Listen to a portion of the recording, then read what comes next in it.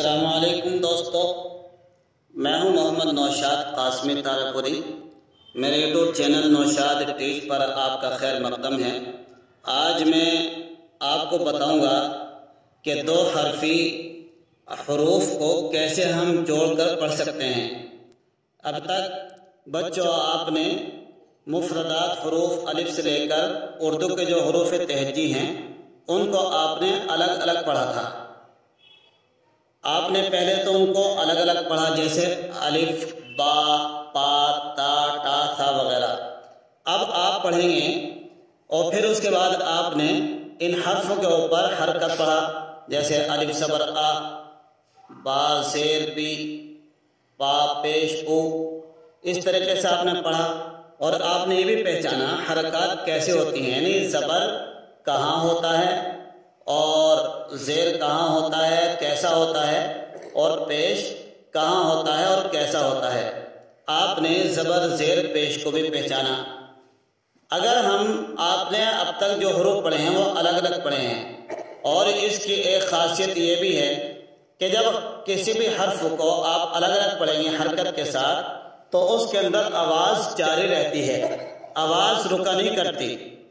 اس کے علاوہ باقی جو حروف ہیں،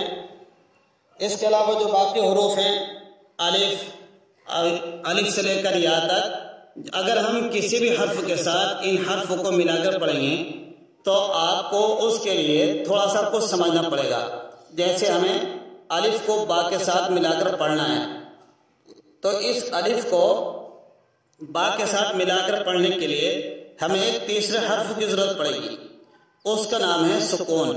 اس کو ہم جزم بھی کہہ سکتے ہیں، اس کو سکون بھی کہہ سکتے ہیں۔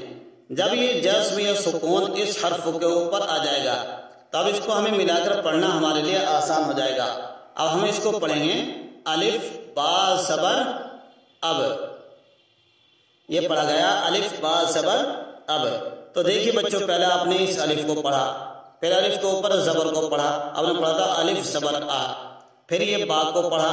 اب با کے اوپر اگر ہم نے یہ سکون لگا دیا، چھوٹی سی دال اس کو بنا کے اوپر رکھ دی، تو اب اس کو پڑھیں گے الف با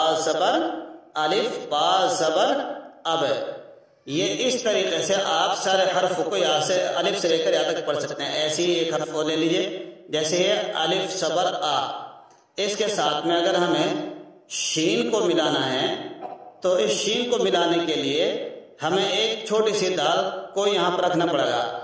یہ چھوٹی سی دال اس کو ملان کر دے گی اور اس کے اوپر آواز جاری رہے گی۔ اگر ہم اس کے اوپر زبر لگا دیں گے تو آواز یہاں رک نہیں سکتی، شین زبر شا پڑھا جائے گا، الف زبر آ شین زبر شا۔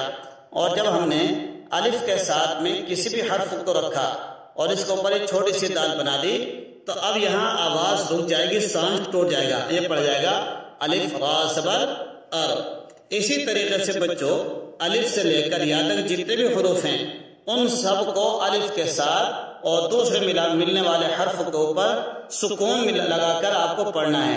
اس طریقے سے مشق کرنی ہے۔ میں آپ کو پڑھ کے بتا دیتا ہوں کتاب آپ کے سامنے رکھ کر کہ آپ کیسے پڑھیں گے۔ آپ کی کتاب کے اندر یہ سبق لکھا ہوا ہے، تو آپ کی یہ کتاب جو تحفہ اردو ہے جس کا آپ کور پیج دیکھ رہے ہیں، تو اس کے صفحہ نمبر 30 کا آپ کا سبق چل رہا ہے، اور اب تک آپ نے تقریباً 17 سبق پڑھ لیے ہیں۔ یہ آپ کا 18واں سبق ہے۔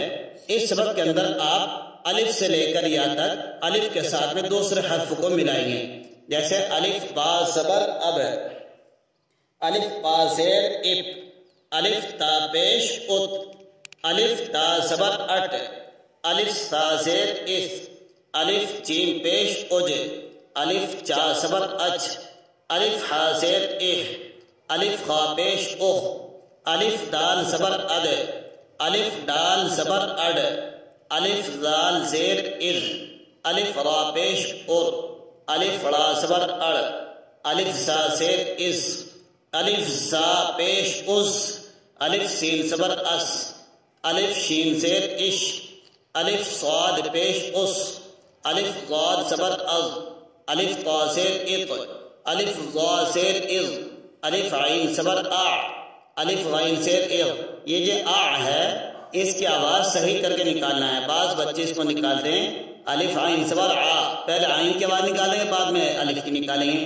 پہلے الف کی آواز نکالنی ہے، جیسے الف عین صبر آ، الف فا پیش اف، الف قاف پیش اق، الف کاف زیر اک، الف گاف پیش اگ، الف لام صبر ال، الف میم زیر ام، الف نون پیش ان، الف واو صبر او، الف ہا زیر اہ، الف یا زیر ای، الف یا زیر اے.